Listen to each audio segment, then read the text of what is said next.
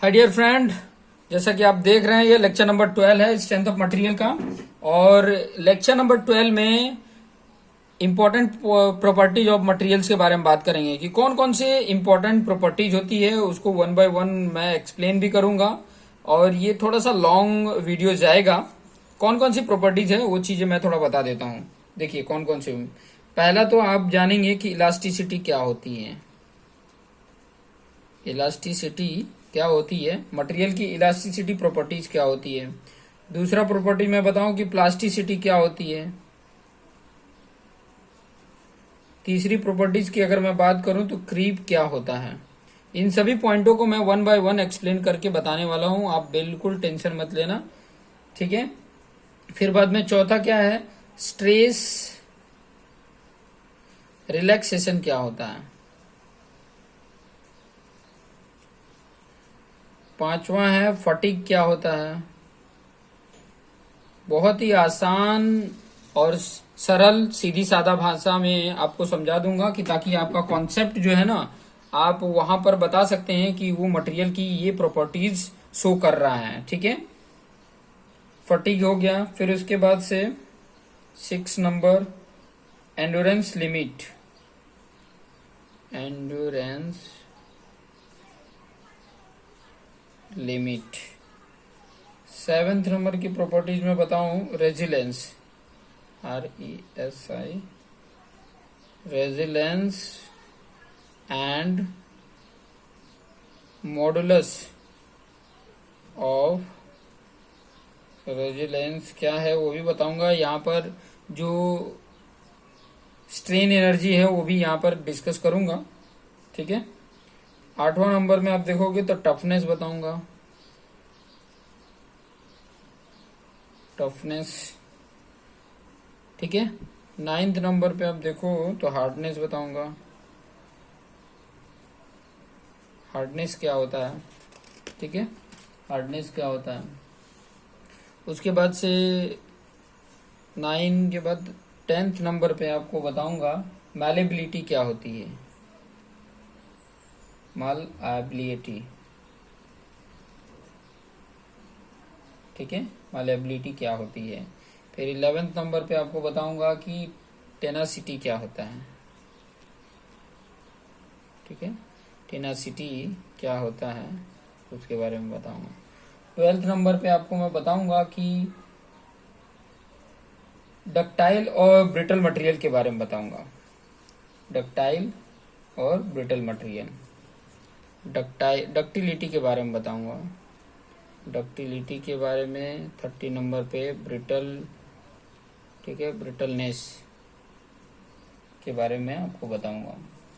उसके बाद आपको बताऊंगा 40 नंबर पे आपको बताऊंगा होमोजीनियस मटेरियल। होमोजीनियस मटेरियल किसको बोलते हैं, ठीक है, होमोजीनियस मटेरियल किसको बोलते हैं। 15 नंबर पे आपको मैं बताऊंगा कि आइसोट्रोपिक मटेरियल क्या होता है।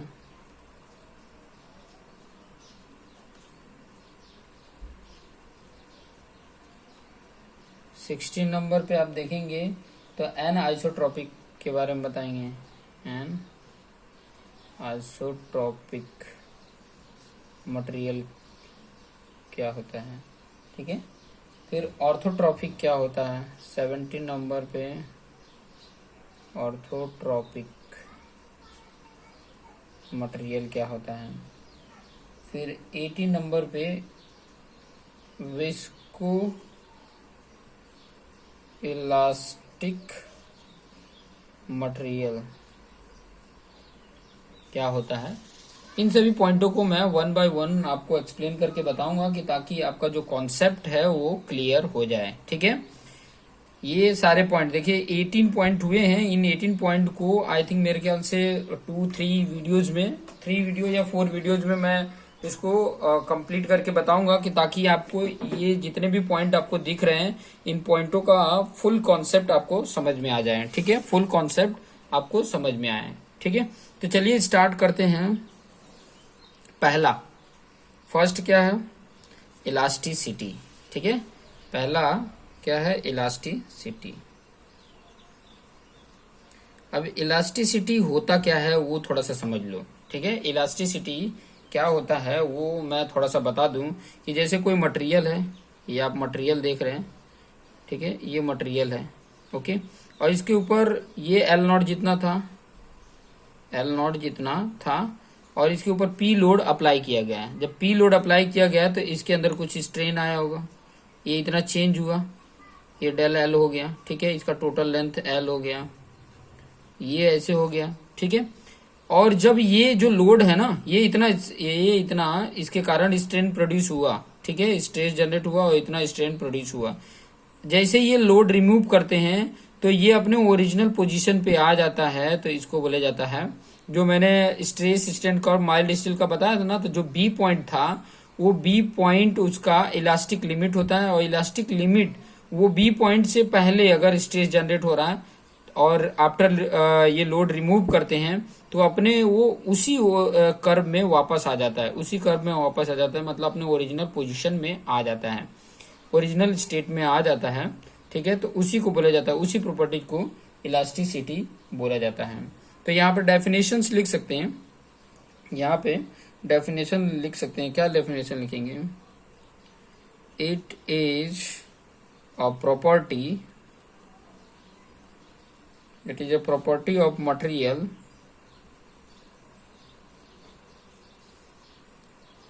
it is a property of material at which regain of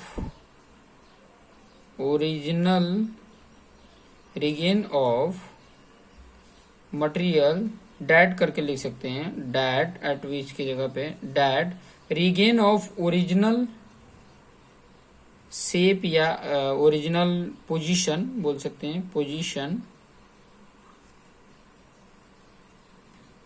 after removal of load, removal of load और अनलोडिंग बोल सकते हैं। जैसे अनलोडिंग करते हैं तो अपने ओरिजिनल पोजीशन पे रिगेन कर लेता है विद इन इलास्टिक लिमिट, ये याद रखना, with in elastic limit is called elasticity, ठीक है। ये पॉइंट को ध्यान में रखना। जैसे कि मैं स्ट्रेस स्ट्रेन कर्व जो मैंने माइल्ड स्टील का बताया था कि ये स्ट्रेस ये स्ट्रेन है, ठीक है। माइल्ड स्टील का कैसे था, इस तरीके का, इस तरीके का, इस तरीके का और इस तरीके का था, ठीक है। इस तरीके का मैंने ड्रॉ किया था। यहाँ पे आपका ए पॉइंट था, यहाँ पर आपका बी पॉइंट था, ये सी पॉइंट, ये डी पॉइंट, यहाँ पर आपका ई था और ये एफ था, और यहाँ पे फ्रैक्चर पॉइंट जी था, ठीक है। अब यहाँ पे देखो, अभी मान लो कि आपका स्ट्रेस जो है ना, ये स्ट्रेस यहाँ पर यहाँ तक आ रहा है, ठीक है, स्ट्रेस यहाँ पर आ रहा है। तो जब ये स्ट्रेस यहाँ पे आता है ना, तो जैसे ही लोड को रिमूव करते हैं, ये जो लोड है, इस लोड को जैसे ही रिमूव करते हैं तो अपने इसी कर्व में वापस आ जाता है, इसी कर्व में वापस आ जाता है, कोई स्ट्रेन इसमें जनरेट नहीं होता है, ठीक है। स्ट्रेस जैसे यहाँ पर आया तो यहाँ पर इतना स्ट्रेन तो था, ठीक है, लेकिन जैसे ही लोड को रिमूव किए तो वो यहाँ पर आ गया, इसी कर्व में, इसी अपने ओरिजिनल पथ में ही आ गया, ठीक है, ओरिजिनल पोजीशन में ही आ गया।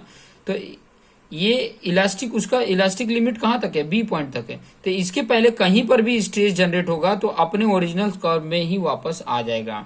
इससे अगर ज्यादा अगर कहीं पे भी होता है, इससे ज्यादा अगर स्ट्रेस प्रोड्यूस होता है, इससे ज्यादा, ये जो है इससे ज्यादा, ठीक है, मान लीजिए यहाँ पर अगर कोई स्ट्रेस है, ठीक है, यहाँ पर कोई स्ट्रेस आया, ठीक है, तो ये स्ट्रेस इस पे फिर बाद में इस कर्व के लाइन में नहीं आएगा, यहाँ पर कुछ आएगा और इसमें इतना स्ट्रेन कुछ जनरेट हो जाएगा, मतलब इतना वो चेंज हो जाएगा। तो चेंज तो नहीं होना चाहिए, तो ये विद इन इलास्टिक लिमिट में अगर है तो वो उसकी उस मटेरियल की इलास्टिक प्रॉपर्टीज को शो करेगा, ठीक है, इलास्टिसिटी प्रॉपर्टीज को शो करेगा। तो ये पॉइंट को ध्यान में रखेंगे, बहुत इंपॉर्टेंट है, ठीक है। अभी एक और इम्पोर्टेंट पॉइंट है कि जैसे कि मैंने ये यहाँ तक आपको जो पॉइंट मैं बता रहा था कि यहाँ तक मैंने स्ट्रेस लगाया था। मैं दूसरा मटेरियल का मैं बताऊं, जैसे कि स्ट्रेन कर्व यहाँ पर मैं दूसरा बना रहा हूँ, ठीक है। ये स्ट्रेस है, ये स्ट्रेन है, ये इस प्रकार से कोई है। यहाँ पर ये ए बी सी डी तीनों को एक ही पॉइंट काउंट करते हैं। प्रैक्टिकली ये तीनों को एक ही पॉइंट काउंट किया जाता है, ठीक है। अभी यहाँ पर देख लो, उसका जो ए पॉइंट है ना वो ए है और ये बी पॉइंट है उसका, ठीक है। अब यहाँ पे ध्यान दो कि पहले मैंने स्ट्रेस यहाँ तक लगाया था, ये मैंने लोड लगाया और यहाँ पे स्ट्रेस आया, ठीक है, इतना लगाया था। फिर उसके बाद मैं लोड को रीलोडिंग करूं, अगर रीलोडिंग करता हूं तो रीलोडिंग करने के बाद से मेरा जो स्ट्रेस यहाँ तक आ गया। पहले यहाँ तक था, रीलोडिंग किया तो यहाँ पर स्ट्रेस आ गया, तो ये बी पॉइंट से इलास्टिक लिमिट से ज्यादा गया तो इसका कर्व इस प्रकार से आ गया, ठीक है। इसका कर्व जो है वो इस प्रकार से आ गया, इसका कर्व यहीं से आ जाता है, ठीक है। तो जब यहाँ पर देखेंगे कि यहाँ पर उसका कर्व बन रहा है तो यहाँ पर कुछ स्ट्रेन जनरेट हो जा रहा है। वो पॉइंट आगे मैंने बताया ही, ये पॉइंट आगे मैंने बताया। तो अगर ये मटेरियल, देखिए ये मटेरियल था, यहाँ पर आप देख रहे हैं कि ये मटेरियल पे री लोडिंग अगर लगाते हैं ना तो उसके कारण डक्टिलिटी क्या हो जाती है, कम हो जाती है। उसके कारण उसकी डक्टिलिटी, रीलोडिंग के कारण उसकी डक्टिलिटी क्या हो जाती है, कम हो जाती है। कैसे कम होती है वो चीजें मैं यहाँ पे दिखा देता हूँ। जैसे देखो कि पहले उसकी डक्टिलिटी यहाँ से यहाँ तक, यहाँ पे फ्रैक्चर होता, यहाँ तक शो करता डक्टिलिटी। डक्टिलिटी वही बढ़ता है ना कि कितना मतलब वो इलोंगेट हो सकता है। अब उसकी डक्टिलिटी कहाँ शो करेगी, इतना ही शो करेगी, इतना ही शो करेगी, तो उसकी डक्टिलिटी क्या हो जाती है, डिक्रीज हो जाती है। तो ये पॉइंट नोट करके मैं यहाँ पे लिख देता हूँ, नोट करके आप पॉइंट को लिख सकते हो कि ड्यू टू रीलोडिंग,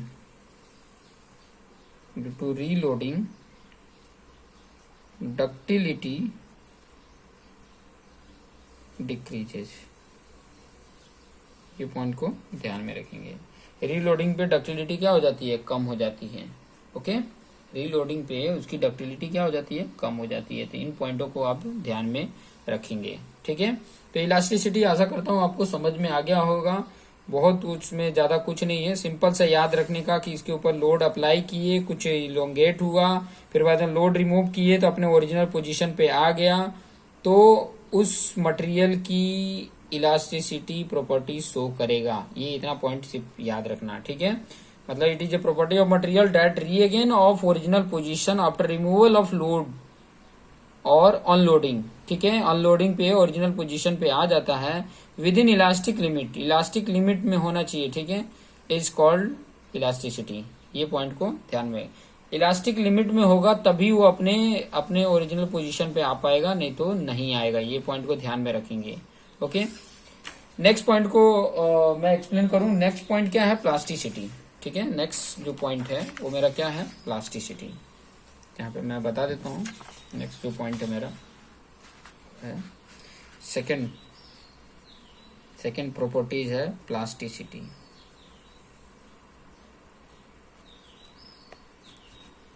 बहुत ज्यादा लेंदी लॉन्ग वीडियो का नहीं बनाऊंगा, क्योंकि लॉन्ग वीडियो बहुत पेशेंस, जिसको धगस लगी होगी ना कि मुझे ये सी क्लियर करना है, वही इतने बड़े बड़े वीडियोस को देखेगा, नहीं तो कोई उसको पूछता तक नहीं है, ठीक है।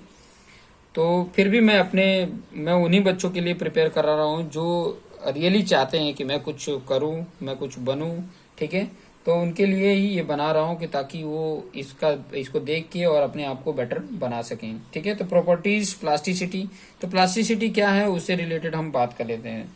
देखिए प्लास्टिसिटी क्या है, पहले तो उसको डिफाइन कर लेता हूँ, ठीक है। उसको डिफाइन कर लेता हूँ। It is a property of material, ये मटेरियल की प्रॉपर्टीज है, due to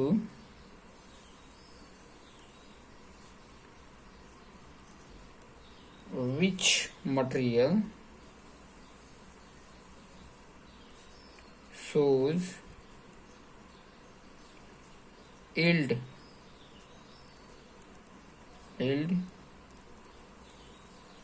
plateau or plastic region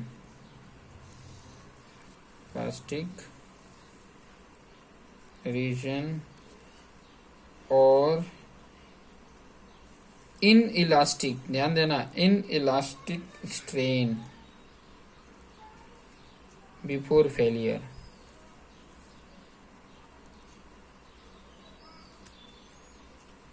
fail होने से पहले यहां तक ये इल्ड जो प्लेट्यू है उसको शो करता हो। मटेरियल जो है वो इल्ड प्लेट्यू क्या होता है, मैंने प्रीवियस में ये आप यहाँ पर देख सकते हैं कि इस फिगर में मैंने बनाया था कि यहाँ से यहाँ तक जो ये स्ट्रेन को शो करता है ना, इसको इल्ड प्लेट्यू बोलते हैं, क्योंकि यहाँ पर वो इलोंगेट होना स्टार्ट करता है, ये इल्ड प्लेट्यू है। इस पॉइंट पे अगर कहीं स्ट्रेस जनरेट हो रहा है तो अगर लोड रिमूव करते हैं ना तो अपने ओरिजिनल पोजीशन पे नहीं आता है, ठीक है। प्लास्टिक का मतलब भी होता है, देखो प्लास्टिक का मीनिंग अगर सिंपल मैं बोलूँ ना तो मतलब उसको आप किसी भी रूप में चेंज कर सकते हैं, ठीक है, किसी भी रूप में चेंज कर सकते हैं बिफोर फेलियर। तो वो प्रॉपर्टीज क्या शो करता है, प्लास्टिसिटी शो करता है, ठीक है, प्लास्टिसिटी शो करता है। ये पॉइंट को ध्यान में रखेंगे। मतलब फेल होने से पहले प्लास्टिक डिफॉर्मेशन जो शो कराएगा वो उस मटेरियल की प्लास्टिसिटी प्रॉपर्टीज को शो करके बताएगा, ठीक है। मतलब मैं यहाँ पे लिख दूं, फेल होने से पहले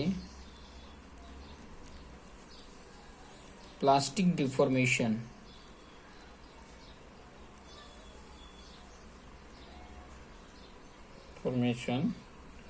शो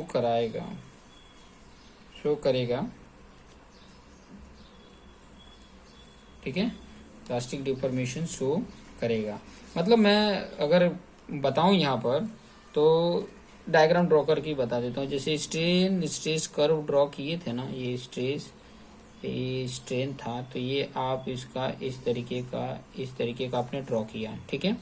अभी यहाँ पे देखो, ये वाला जो बी पॉइंट है और ये ए पॉइंट है, तो यहाँ तक अगर जो स्ट्रेन है ना, ये तो इलास्टिक स्ट्रेन है, ये तो अगर मैं बात करूं कि ये तो क्या है, आपका इलास्टिक स्ट्रेन है। और ये स्ट्रेन क्या होगा कि जैसे लोड रिमूव होगा ना तो ये अपने ओरिजिनल पोजीशन पे आ जाएगा, ठीक है। लेकिन इसके आगे का ये जो स्ट्रेन है ना, ये जो आपको स्ट्रेन दिख रहा है, ये प्लास्टिक स्ट्रेन है, ठीक है, प्लास्टिक रीजन बोल सकते हो, प्लास्टिक स्ट्रेन है ये वाला, ठीक है। इसको इल्ड प्लेट्यू भी बोला जाता है। तो इसमें अगर है ना, इसको इलास्टिक भी बोला जाता है, इन इलास्टिक भी बोला जाता है। तो इसमें अगर आ गया तो वो फिर बाद में इसका मतलब ये हो गया ना कि अभी देखो ये चेंज हो रहा है, और ये जो चेंज हो रहा है ना फिर बाद में वो अपने ओरिजिनल पोजीशन पे नहीं आएगा, ठीक है, ओरिजिनल जैसा था वैसा नहीं आएगा, रिगेन नहीं कर पाएगा। तो जब रिगेन नहीं कर पाएगा तो ये शो क्या करेगा, उस मटेरियल की प्लास्टिसिटी शो करेगा कि उसकी मटेरियल की प्लास्टिसिटी कितनी है।